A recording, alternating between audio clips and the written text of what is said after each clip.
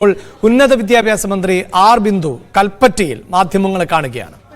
നഷ്ടമായവർക്ക് അത് ലഭ്യമാക്കും. നേരത്തെ തന്നെ പ്രഖ്യാപിച്ചിട്ടുള്ള കാര്യമാണ് നാഷണൽ സർവീസ് സ്കീമിന്റെ ആഭിമുഖ്യത്തിൽ 150 വീടുകൾ ദുരന്തബാധിത മേഖലയിൽ ഒരുക്കുമെന്നുള്ളത്.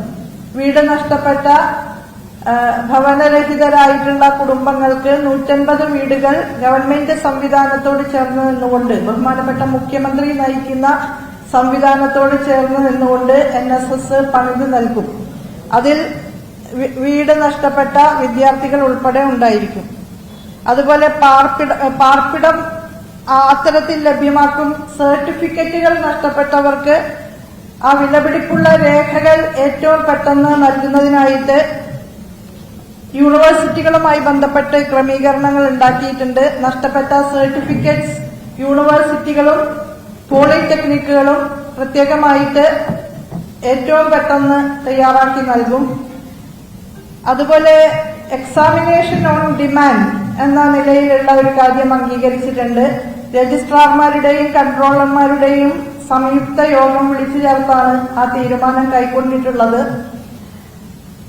കുട്ടികൾ ആവശ്യപ്പെടുന്ന, ഇപ്പോൾ ഒരുപാട് ശക്തമായിട്ടുള്ള ട്രോമയിലൂടെയാണ് അവർ കടന്നുപോയിക്കൊണ്ടിരിക്കുന്നത്. വലിയ ആന്തരിക സമ്മർദ്ദത്തിലൂടെയാണ് കടന്നുപോയിക്കൊണ്ടിരിക്കുന്നത്. അതുകൊണ്ട് അവരുടെ പരീക്ഷകൾ, ഈ ദുരന്തബാധിത മേഖലയിലെ വിദ്യാർത്ഥികളുടെ പരീക്ഷകൾ അവരുടെ ആവശ്യാനുസരണം അവർക്ക് ഇഷ്ടമുള്ള സമയത്തും സ്ഥലത്തും നടപ്പാക്കുക എന്നുള്ളതാണ് എക്സാമിനേഷൻ ഓൺ ഡിമാൻഡ് എന്നുള്ള ആശയത്തിന്റെ ഭാഗമായിട്ട് ഏറ്റെടുത്തിട്ടുള്ള കാര്യം.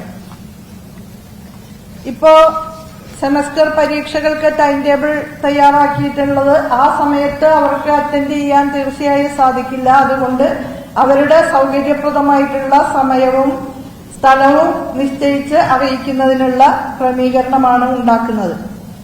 നഷ്ടപ്പെട്ട സർട്ടിഫിക്കറ്റുകൾ തയ്യാറാക്കി നൽകുന്നതിന് സർവകലാശാല തലത്തിൽ സംവിധാനം ഉണ്ടാക്കുന്നുണ്ട്. വയനാട്ടിൽ ഉന്നത വിദ്യാഭ്യാസ മേഖലയിലെ വിദ്യാർത്ഥികളെ കണ്ടെത്തി അവർക്ക് വേണ്ടുന്ന എല്ലാ കാര്യങ്ങളും വിശദമായിട്ട് മനസ്സിലാക്കാനുള്ള ഏകോപിത പ്രവർത്തനം നടത്തുന്നതിന് ചുമതലപ്പെടുത്തിയിട്ടുള്ളത് കൽപ്പറ്റ ഗവൺമെന്റ് കോളേജിലെ സോബിൻ വർഗീസ് MV എന്ന അധ്യാപകനെയാണ്. അദ്ദേഹത്തിന്റെ മൊബൈൽ ഫോൺ നമ്പറും കൂടി ഞാനിവിടെ അറിയിക്കുകയാണ്. 9496. എന്തായാലും വയനാട്ടിലെ ദുരന്തബാധിതരെ കരകയറ്റേണ്ടത് നമ്മുടെ ഒന്നാകെ ഉത്തരവാദിത്തമാണ്. അതിൽ സർക്കാർ സംവിധാനങ്ങൾ ക്രിയാത്മകമായി ഇടപെട്ടുകൊണ്ടേയിരിക്കുന്നു. പ്രത്യേകിച്ച് ഈ തരത്തിൽ, അതായത് രേഖകൾ ഉൾപ്പെടെയൊക്കെ നഷ്ടപ്പെടുന്നവർക്ക് വലിയ ബുദ്ധിമുട്ടാണ് നേരിടാൻ പോകുന്നതെങ്കിൽ അതിന് സർക്കാർ സംവിധാനങ്ങൾ ഒരുക്കുന്നു എന്നതാണ് ഏറ്റവും സന്തോഷകരമാകുന്ന ഒന്ന്. ഇപ്പോൾ MV ഗോവിന്ദൻ മാധ്യമങ്ങൾ